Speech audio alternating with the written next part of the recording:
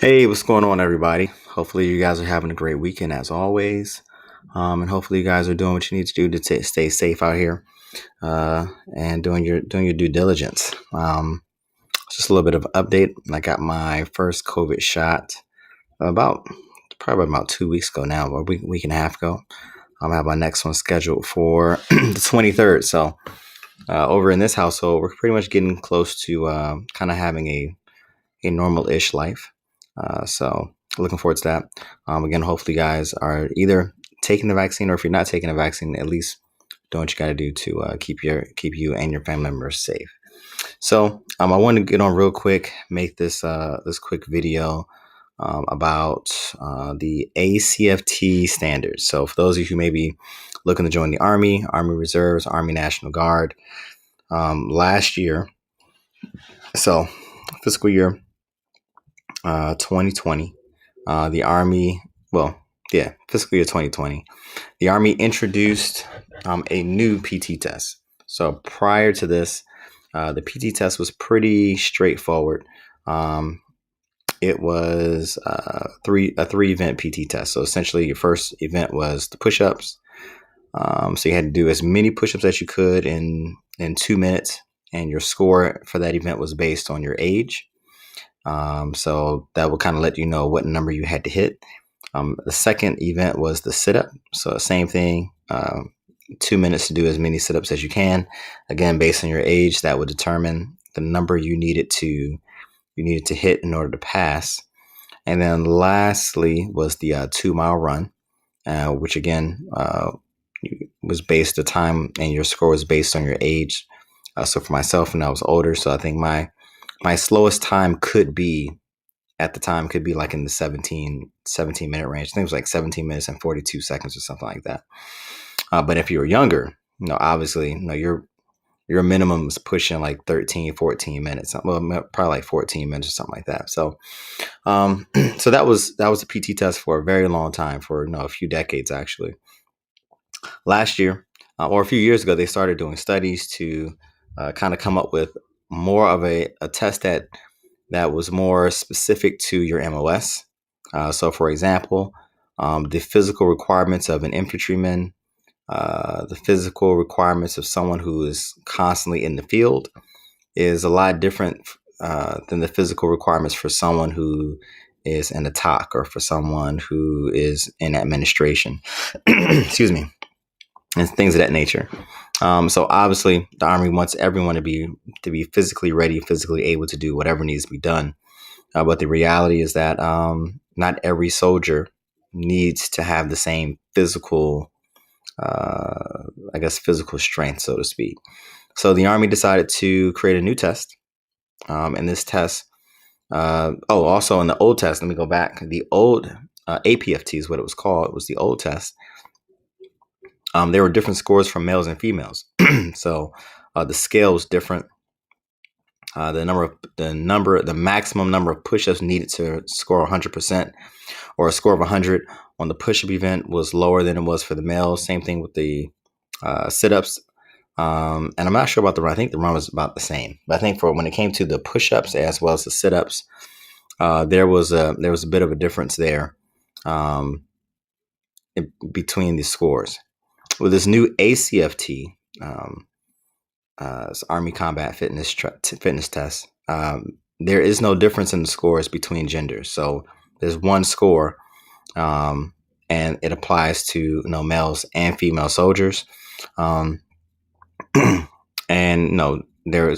expanded from 3 events out to 6 events. So those 6 events are testing some similar things to what the old PT test was testing. And it also includes some other tests as well. So today I really wanted to go through it with you. Before we go, and I don't think I'm able to do it now, but we'll give it a shot. Before we do this, I want to first put up the website, so the ACFT website. So this would be very helpful for those of you who are looking to join. You're looking to join the Army, and you want to know. I've gotten questions on my comment sections, or in my comment section, about getting physically fit. What should people do to get physically fit or get physically ready for basic training? and things of that nature, going to this website. So https://back// www.army.mil/ACFT/ will give you the breakdown of each event in the PT test, as well as some suggested workouts to help you prepare for those particular events. Now, while those are geared towards helping you pass the test, it's also very good in helping you just get in shape in general. So that way, when you get to the test, it's not really as tough as it might be for some. So just like in school, you don't ever want to, or as a teacher, when I was a teacher back 6 years ago, what you never wanted to do was teach to the test, right? You never just wanted to teach your kids how to pass a test, because then those students didn't really know how to take what those skills that you were teaching them and expand on those once they got to high school, once they got to the next grade of high school or college. You want to teach them the skill set so that no matter what situation or what environment they're in, they can expand on that skill set. So it's the same thing with these workouts. You want to look at these suggested workouts that prepare you for the test, but use them for your own personal fitness. So that when you get to the test, it's not as hard as it may be for some other people. So again, on the bottom is the website. Again, check that out when you get a chance. I'm going to try to actually share my screen and see if I can go to that website. Now, this is live. I should have tried this before I came on live, but I did not. I was rushing because I have to also get ready to go to bed and get ready for work as well. But we're going to give this a shot.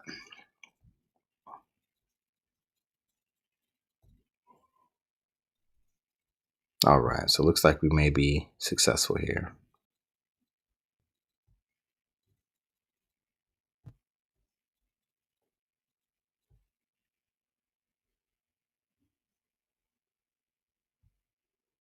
Let me stop real quick. Let's one more time, but it was successful, so we're going to do it again. All right, so boom, boom. Okay, all right, here we go. So hopefully when you get on here, or when you're watching this video, you can see and what we're looking at. So this is the website. So again, this is the ACFT 3.0. So the 3.0 is really an update to the ACFT. So again, the ACFT came out last year. Really, the ACFT came out last year. However, since that time, there's been some updates. So none of the events themselves have changed, but there's been some additions to some alternative events in the case that someone can't perform the original events. So here you see the overview. It's a better fitness and combat readiness for the soldiers. It's to improve soldier and unit readiness, to transform the Army's fitness culture, to reduce preventable injuries and attrition, and enhance mental toughness and stamina. This one here is big. Reducing preventable injuries and attrition is huge. Why?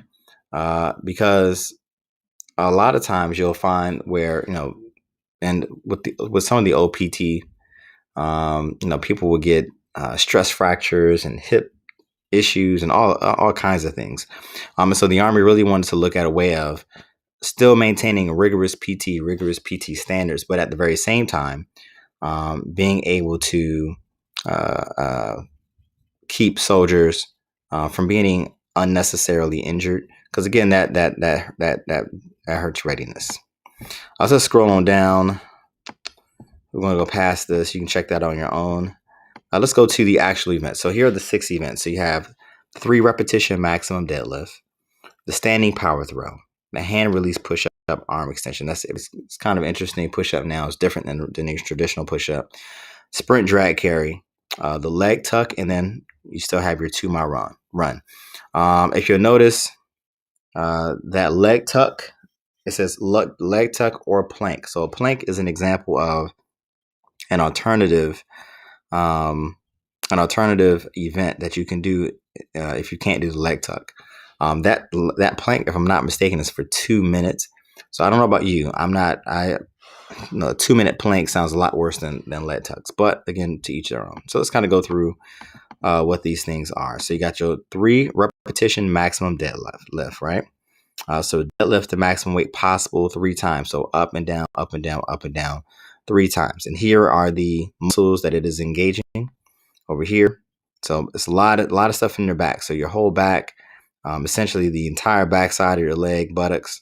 And up front, you're talking about your thighs. I don't know what these are called here, but essentially they are correct. Hand muscles is what I'll call them. I'm very unscientific. So these are the things that this exercise or that this event it tests. It tests the agility as well as the stamina of these muscles. So here you have your field test. You have 60 and 100 point scores. So your 60 point score, which is the minimum, is 140 pounds. Your maximum to get the 100 point score is 340 pounds. Again, this is for males and females. So let's click here. Oh, here we go. So here's a very important how to train for this event. So here's what I was talking about when I said they were going to give you some suggested workouts to help prepare you for this. So you have the sumo deadlift. You have the alternate staggered squat jump, and you have the forward lunge. And here this soldier here is using the forward lunge with kettlebells. Let's see what they're doing here. Let's see if we can pull this up. Starting position for the forward lunge is the straddle stance. Hold the kettlebells at the sides using a neutral grip. On count 1, step forward with the left leg as in the forward lunge, allowing the left knee to bend until the left thigh is parallel to the ground. Lean slightly forward from the waist and bring the kettlebells to the left and right sides of the forward leg. On count 2, reverse the movement performed in count 1 to return to the starting position. On count 3, repeat count 1, stepping forward with the right leg. On count 4, return to the starting position. All right, so you can check that out again on your own, but this is an example of some suggested workouts to help you prepare for this event. On a scale of 1 to 10, 1 being super easy to do, 10 being absolute beast, draining the whole 9. I'm going to put this event at probably a 7. Reason being is because, again, remember the minimum is 140. It's really not hard to do 140. Obviously, you don't want to do the minimum. So you want to step it up. But in order to pass this event, it's really not that difficult. Now, if you want to get up to the 340 maximum, then that will take this event up to probably an 8 or a 9, because you have to really do some real training to get there if you're not there already. But realistically, this event, if you're going from a scale of 1 to 10 in difficulty, I'll put it probably at like a 7. I'll put it about a 7. It's not very difficult. Let's move on to the next one. Our next one is, I didn't see that. I forgot about this part here. We have the application. So the application, or the reason why this is an important test is because, again, obviously in the military, we have to, you may be in a situation where you have to drag someone, carry someone. All those muscles that were just tested are going to be engaged in this activity, and someone's life could be dependent on it. So again, anything that we do in the Army has to do with readiness and being able to be there for your battle when needed. All right, your second event is going to be the standing power throw. So here you have a 10-pound medicine ball. You got to throw it backwards for a distance, right? Now, there's a line that you're not able to cross. So some people go right up to that line. Other people kind of get away from the line a little bit. Once you throw it, you got to get it. You got to get it into some distance. We'll go over what that is. If you step over the line, even a little bit, that's an automatic disqualification on that event. So you want to make sure you're for those of you who are taking the test, make sure that you are a good distance from the line so you're not stepping over it, but not so far that it hurts your throw. For those who are not in the Army but you're thinking about joining, again, this is something that you can practice in gyms. I've seen them. They have walls. You just kind of take the medicine ball, throw it up against the wall. Here's the test. So again, the minimum 60 points. You got to throw it 4.5 meters. To max it out, to get the 100 points, you got to throw it 12.5 meters. And here you see the muscles that are engaged. So essentially, it's almost every muscle, realistically, if you look at it, outside of your biceps, triceps, whatever these things are in the arms and hands. Oh, never mind. Let me take that back. Actually, these things in the arms are are engaged. So in the hands, it look like it's pretty much the only one that's not really engaged here. And there are different techniques to do this. I've seen some people kind of just stand flat-footed and throw behind their head. I've seen some people use one leg almost like a pendulum to kind of give themselves momentum when they throw the ball behind them. But whatever strategy is good for you, go with that. Here's again how to train for this event, and we'll look at one. We won't do the whole thing, but I just kind of want to give you guys an idea of some options that you can use to train for this event. So here's an old one. This is the power jump. The starting position for the power jump is the straddle stance with hands on hips. On count 1, squat with the heels flat while rounding spine forward and reaching to the ground. Place palms on the ground. Gaze remains forward. On count 2, jump forcefully from the ground, swinging the arms up and overhead to unweigh the body and increase the height of the jump. Palms face inward. On count 3, return to the count 1 position after landing softly with feet directed forward and shoulder width apart. On count 4, return to the starting position. Complete 5 to 10 repetitions. Here's the movement in real time.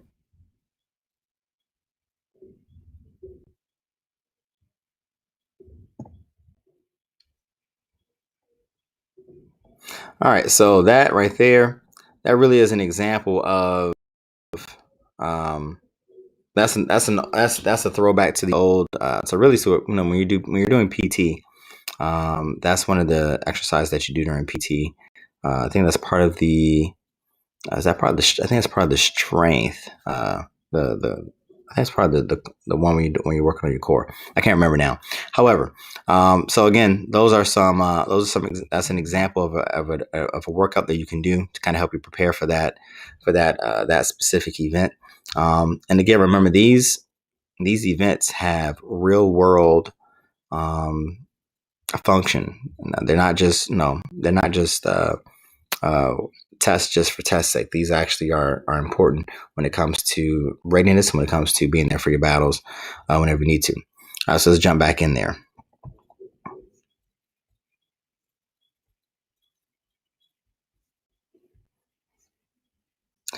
All right, the next one we're going to go to third event. I'm sorry. Here's the application for that event, the medicine ball throw, and essentially it's just being able to lift things up and get things where they need to be. The next one is the hand release push up. However, no, it's the arm extension. This is a different type of push up. So in the previous test, we absolutely had. We absolutely had the push up. However, the push up at that time was a little bit different. It was just a straight push up. It wasn't any bells and whistles to it, just a regular push up. This one here is a little bit different, and I'm gonna have to show you what this looks like. The minimum is 10, which I didn't know that. I'm actually kind of surprised at that one. So 10 push-ups gets you 60 points. 60 push-ups gets you 100 points. That one is like I said, that's kind of interesting. I didn't realize that the minimum was 10, but it is what it is. Maybe it has to do with the reason. Maybe it has to do with the way that things are done now, as far as how this push-up is. So essentially, this is how you're going to do your push-up. Let's see if they don't show it to you here. So let me stop. I'm going to keep it here. So essentially what you do is you're going to do your regular push-up, right? But when you go down, you have to then take your hands off the ground, spread them out, and then go back to a starting position and then push back up. And when you go back down, your hands go back out away from the ground. Then you come back to a starting position and you push back up. So it's a little bit different. For me personally, I'm a momentum pusher. Like I build up momentum and I can go for a little while based on that momentum. This right here just kind of kills all the momentum and makes you have to start from scratch every time you do a push-up.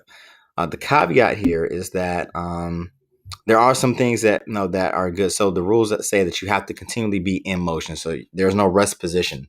In the old test, you could rest and kind of like bridge your body, make it almost like a triangle with your body when you're doing your push-ups to rest. here there is no rest.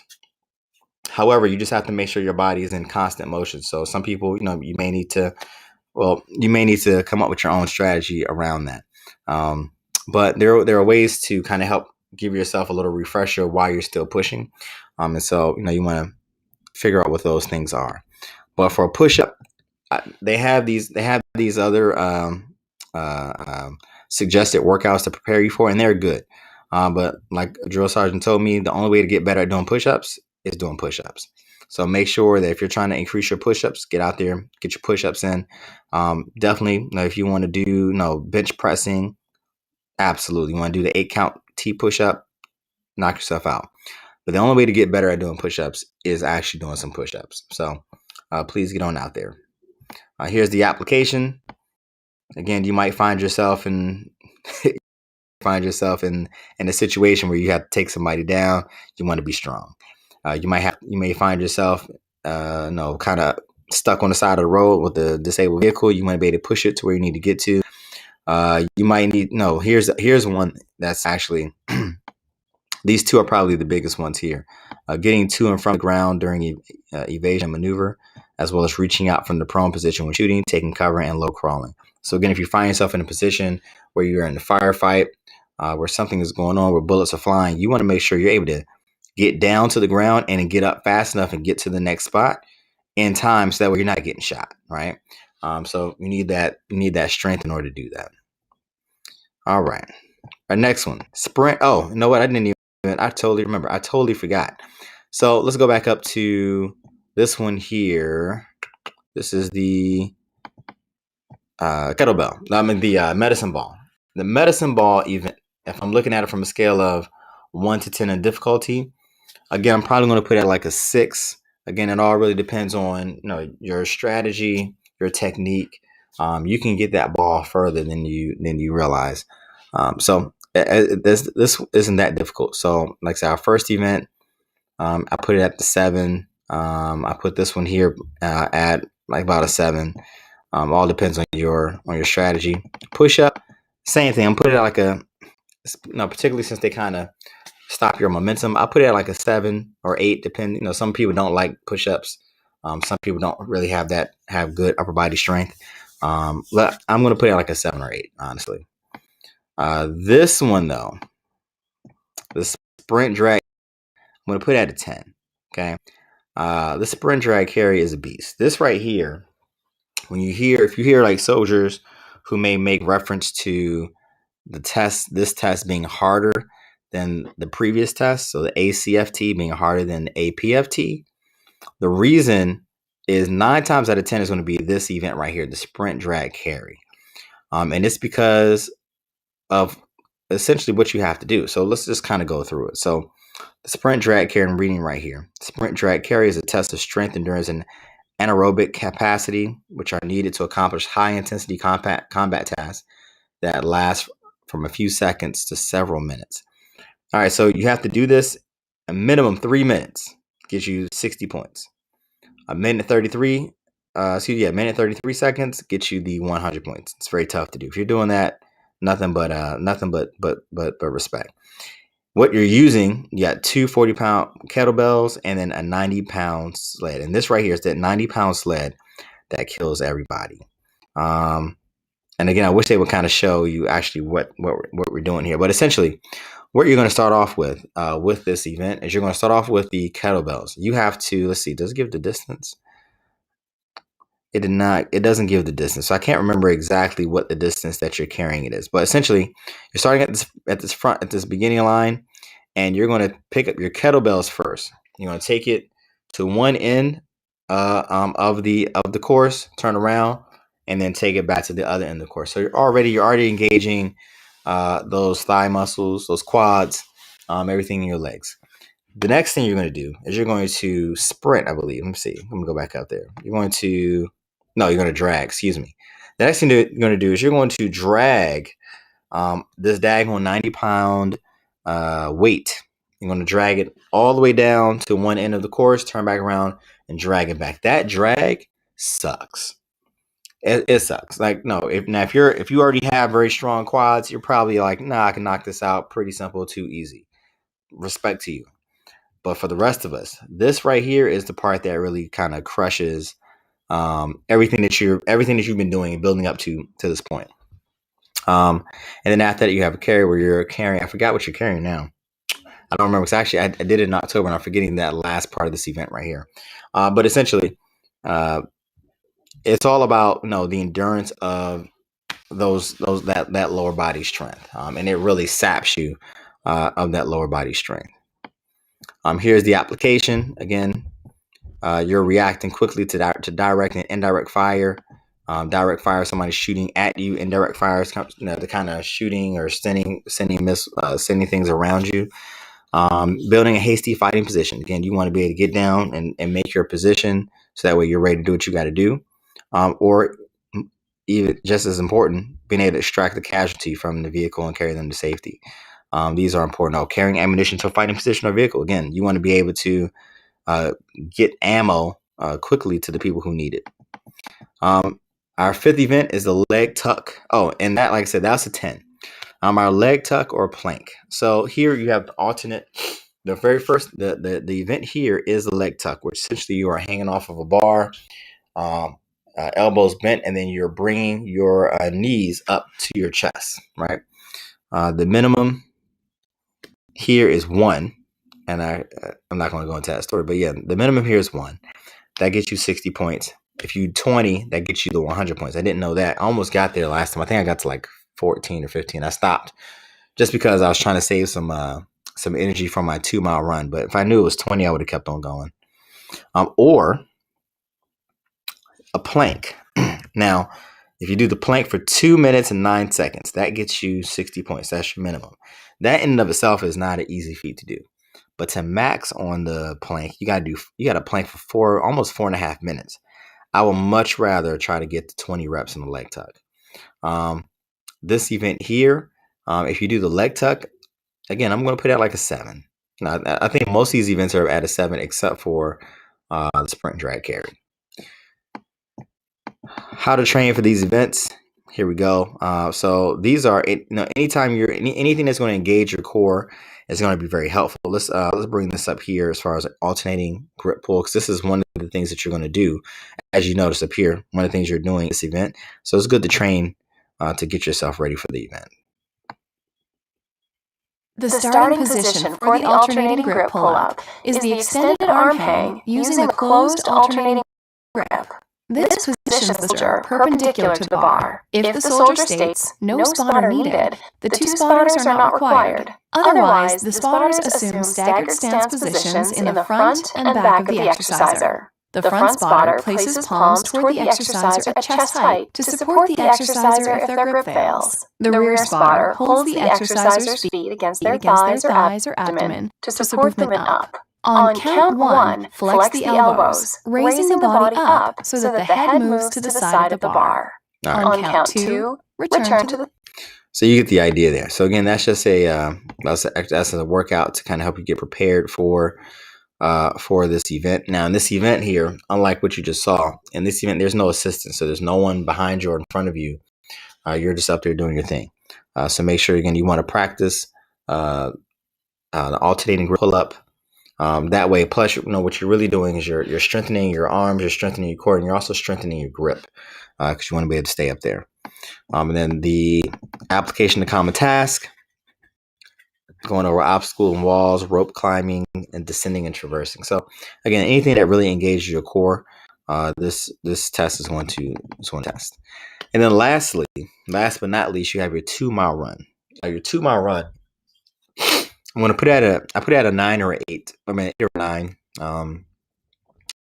Again, all depending on if you're a runner. If you're not a regular runner, this is your 10, specifically because coming after other events. So before in the ACFT, your 2-mile run was a 3rd event in a 3-event test. Now in the ACFT, your 2-mile run is the 6th event in a 6th, or is the last event in a 6th event test.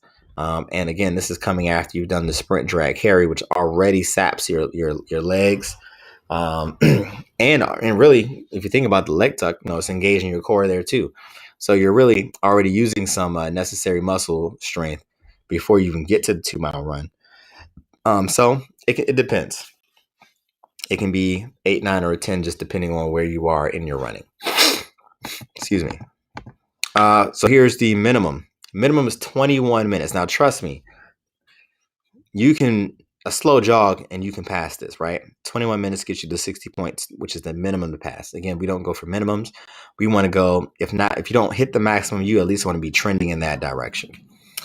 So in order to get the maximum, it's 13 minutes and 30 seconds. Now, listen, I am almost 40 years old. I'll be 40 this year, as a matter of fact.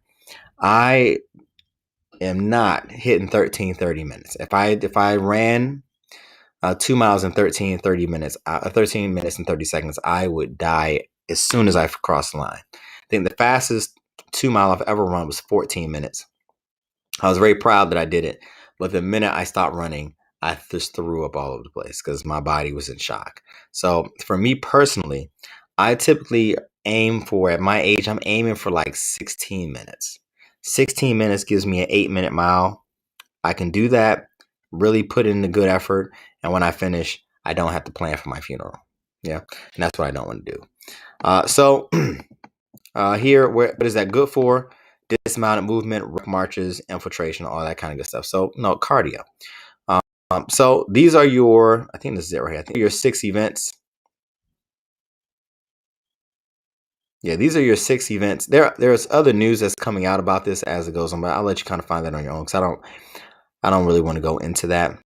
But these are your 6 events. And again, remember, you can find this information on https www.army.mil/ACFT/. All right, so let me stop sharing the screen and come back to you guys. All right, so I hope that those of you who see this video, I hope that this gives you some good information. I look forward to seeing the comments in the comment section or questions in the comment section, things that you may have. There are some things, while I'm on that, let me address this real quick. There are some questions I will not answer. I have gotten asked before, hey, can you tell us about what you guys do in basic training as far as like the actual training? Can you tell me about what you guys do in AIT actual training? Can you guys tell me what you do in your unit? And we're talking about training and stuff like that. So one of the things I'm not going to do, and no soldier will do, is talk about any kind of doctrine, any kind of techniques that we learn, anything that goes towards operational or tactical events or missions. We're not going to talk about those things. So don't ask those questions about, hey, I really want to know what's happening. No, I really want to know what you guys do here so I can decide if I want to join. Like that's a no-go. I don't know if those questions are coming from people who are genuinely curious or who may be kind of nefarious, right? Who may have some alternate alternatives. So I'm not going to answer those type of questions. I'll answer general questions again about what to do to prepare for the Army, what to do to be a good soldier, what to do to pass the ASVAB. Some things about Army careers, specifically Army Reserve careers, or Army National Guard careers. But as far as when we get into like the tactical questions, those are no-goes. Not answering those questions. So again, I'm looking forward to seeing you guys' comments in the comment section. Any questions, please let me know. If you have any suggestions or any topics that you want me to explore, drop them in the comment section, and I will see if we can address those next Sunday. So with that being said, you guys have a wonderful rest of the weekend, and hopefully your week is very good and enjoyable. Tomorrow's Monday. Monday sucks generally, but the end of Monday means that you are now one day closer to Friday. So kind of think of it that way. All right, you guys take care. I appreciate you guys, and look forward to seeing you guys next time on the stream. All right, take care.